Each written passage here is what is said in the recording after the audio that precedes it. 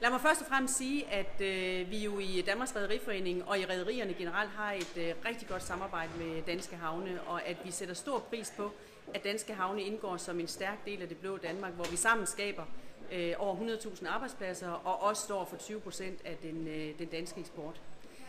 Lad mig også sige, at en af de ting, som er vigtige for os i rederierne, det er, at vi kan samarbejde med Danske Havne om de fælles udfordringer, vi har med at få langt mere transport til at blive sejlet og dermed også håndteret i havnene, frem for at blive transporteret på lastbiler. Så det at få andelen af transport op, når det gælder nærskibsfarten, og mængden af transport, som kører på lastbiler ned, det er en fælles udfordring for rederierne og for havnene.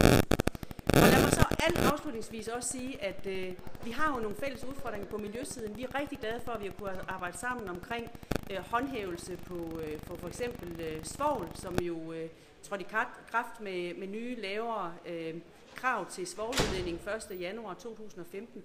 Det har vi arbejdet sammen med havnen om. Det er vi rigtig glade for, fordi det er afgørende, at vi står sammen om, at håndhævelse skal til for, at der ikke er nogen, der kan snyde på vægten og dermed udsætte dem, som faktisk overholder reglerne for unfair konkurrence.